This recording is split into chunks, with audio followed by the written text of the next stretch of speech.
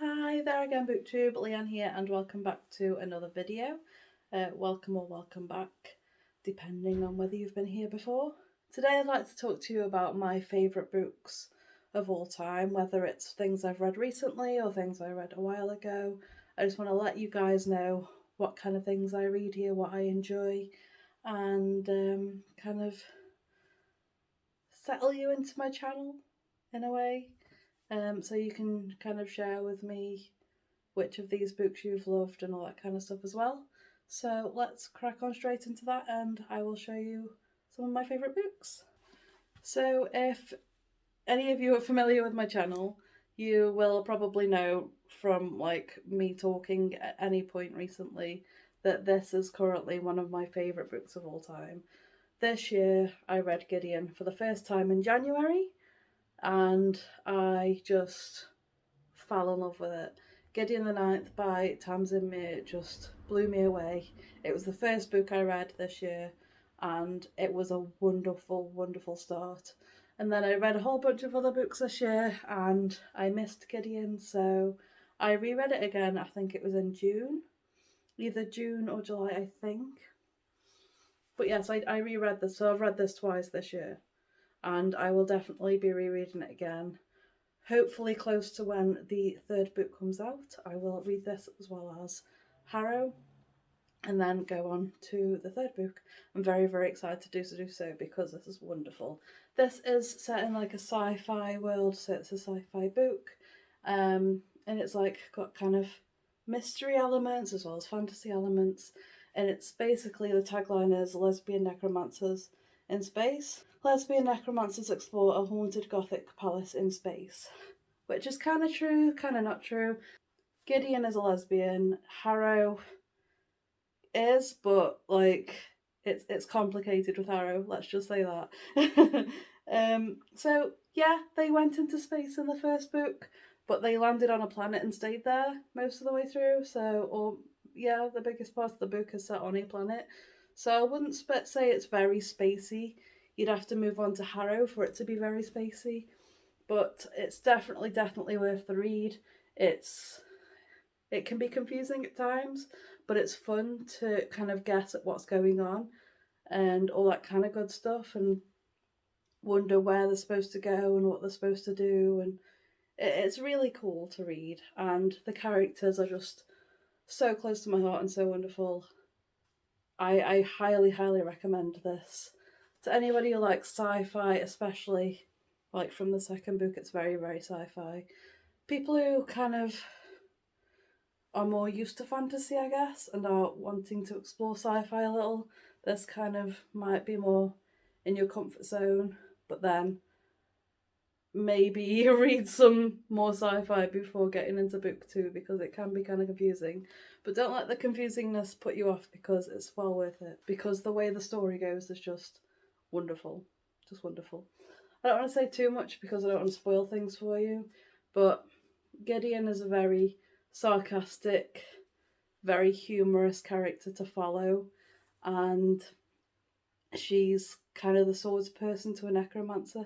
I keep forgetting what the name is. Is it like, yeah, Cavalier. She's a cavalier to a necromancer, and she needs to protect her necromancer whilst they're going through like a trial because Harrow needs to become a lictor, and that's kind of where the story goes. It's somebody from each of the 9 planets, or 8 planets, I guess, vying to become the Emperor's lictor, which is basically one of the Emperor's kind of soldier type people, but very powerful.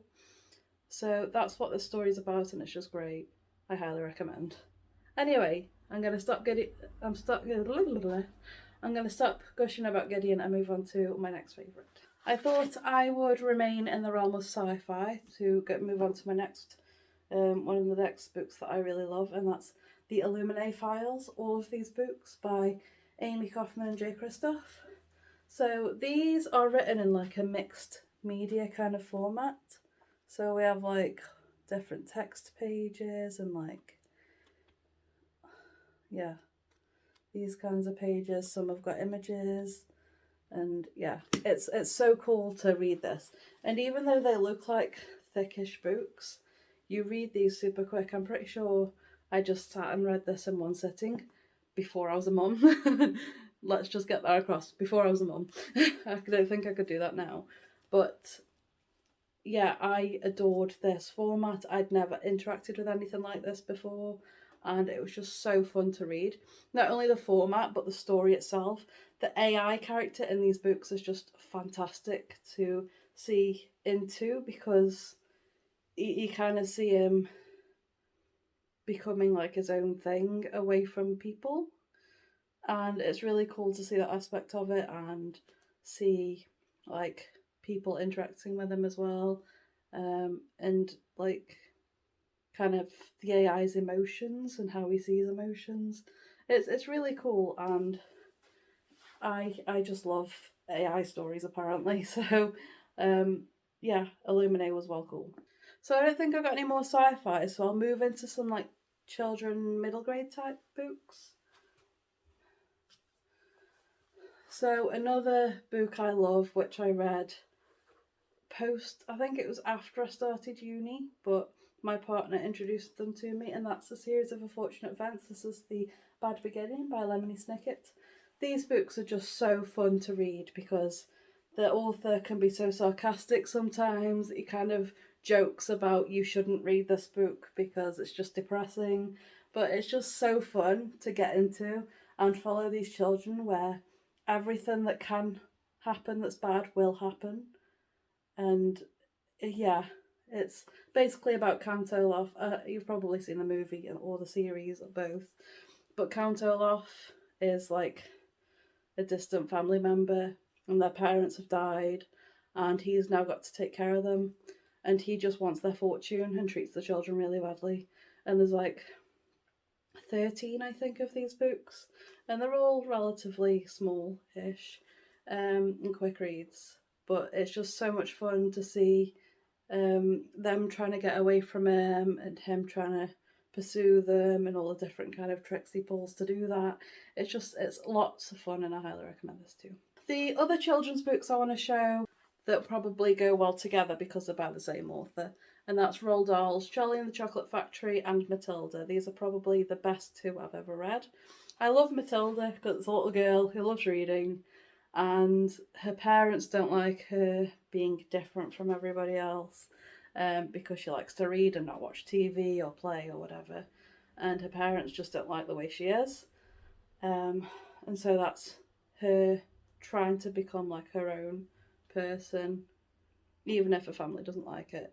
And then Charlie and the Chocolate Factory is basically they all go to the chocolate factory that is owned by Willy Wonka, and they go through all the different rooms with the while they're on the tour, and different bad things happen to the children because they're greedy and stuff like that. So, or like prideful, or basically they are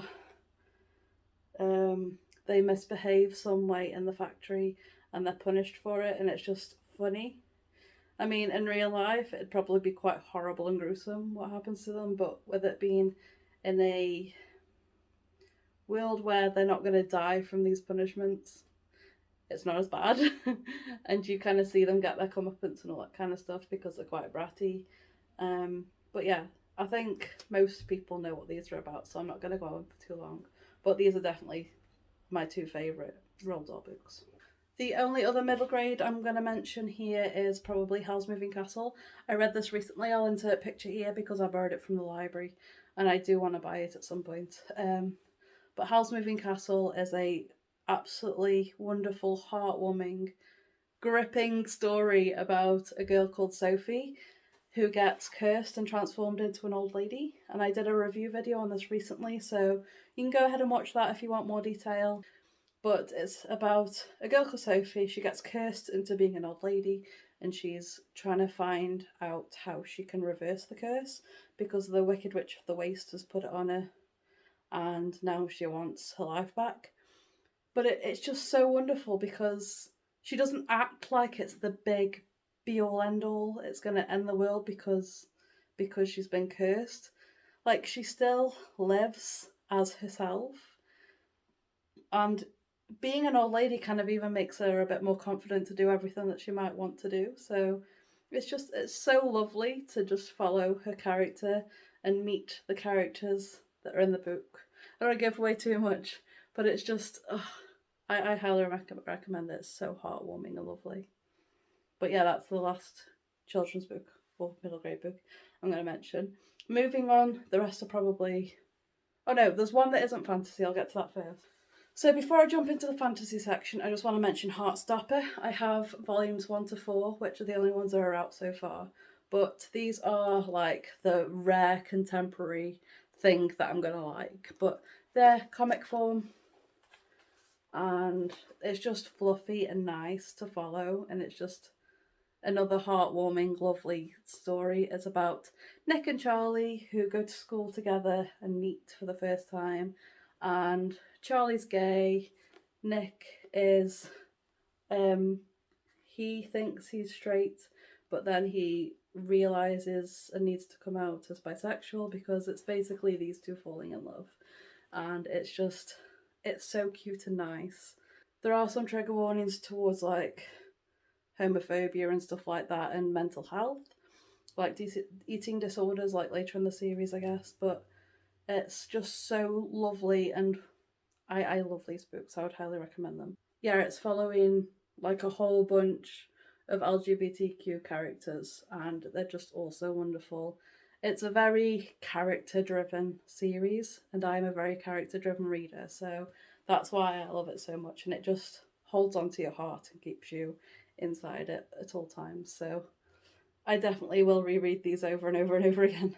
So now jumping into the fantasy book, I'm just very quickly going to mention Six of Crows, which I don't own so far, but I'll put a picture here. I love Six of Crows by Leigh Bardugo. It's a heist story set in a fantasy world following 6 characters who are like doing the heist. And some of them have powers. It's set in like the Grishaverse. And a lot of you's probably read them or watched the TV show, but it's just this fantastic story with like a found family set of characters. And oh, again, it's character driven and plot driven, and I just adore it. So they're going on this heist basically to get this person who created a drug that heightens Grisha powers, and it kind of makes them very susceptible to being controlled. And that's basically the premise of the story. So they're going on a heist to get this guy from a very, very, very, very well protected, like prison, I guess. But they do it on like a day of celebration, I think, where there's a party going on. It's like a big keep place that they keep these Grisha prisoner. And yeah, we follow these 6 characters who are going on this heist, and it's just great. It's that the characters just pull you right in and hold you in their lives, and you care about them so much. You can tell I'm a character driven reader, like just by the way I'm talking about all the characters in these books. But it's so great to see their relationships and how all 6 of the characters kind of communicate with each other and bond with each other or clash, because there's a lot of clashing going on as well. You don't just see this found family that's cute and nice, you see all the sides of it. So definitely well worth the read and well worth all of the hype that it gets. So moving on, everybody knows about this series. It's Sarah J Maas's A Court of Thorns and Roses series. This is probably one of my favourites of the series, A Court of Mist and Fury. I can't tell you why because of spoilers, but the first book, and I've just had a conversation on Discord about how the first book,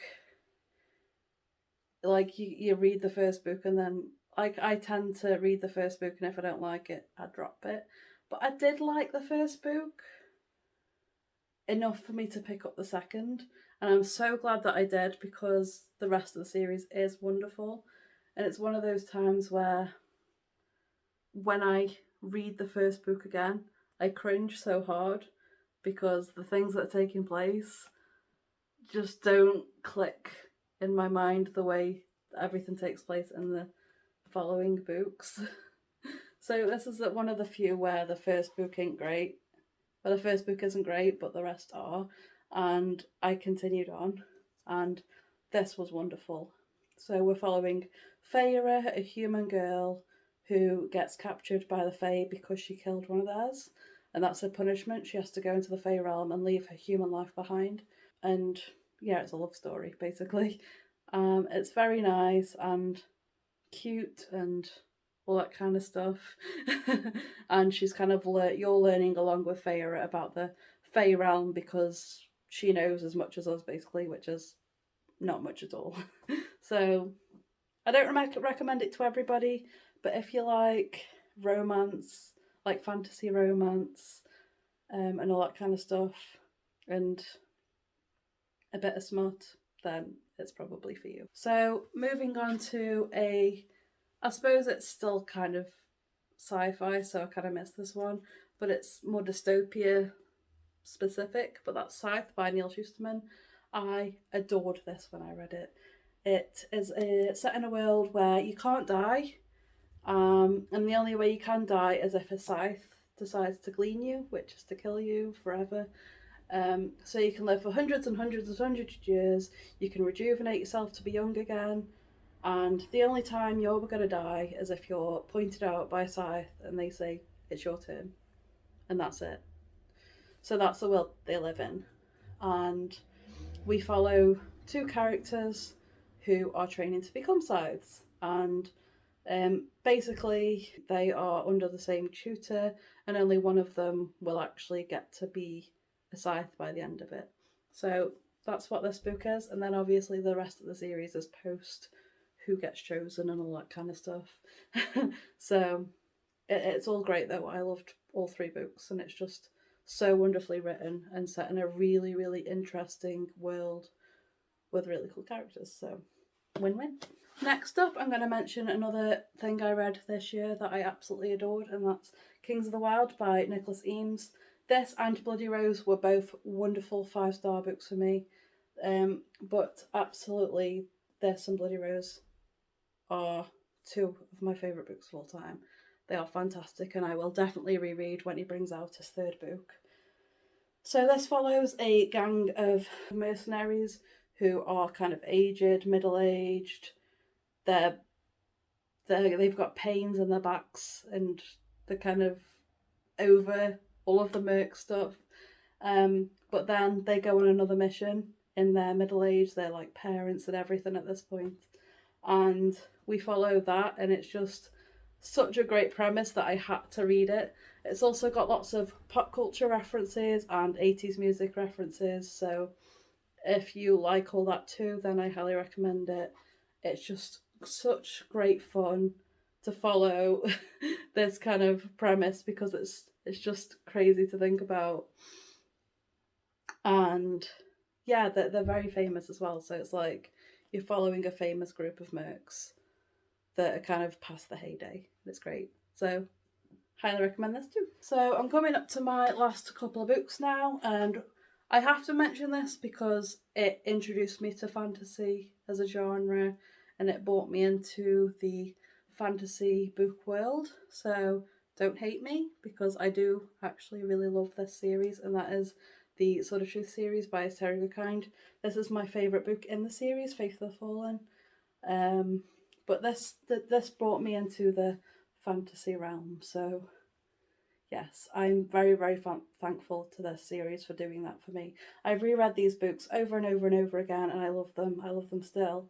But this follows a guy called Richard Scythe who doesn't know anything about the magical world. He's like set behind a barrier with other people without magic, when one day a woman called Kaylin comes into the realm from the other side and basically needs help from a wizard, and she leads Richard to the wizard, who is secretly in that side of the boundary, and they need help defeating a tyrant ruler that's trying to take over all of the other side of the boundary. So he's like a Daharan ruler, but he's trying to take over the Midlands continent as well.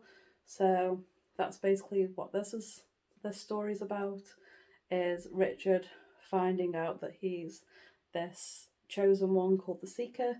He gets a cool sword called the Sword of Truth, and he's basically the Seeker of Truth. So another favourite series of mine. And last but not least is Good Omens by Terry Pratchett and Neil Gaiman.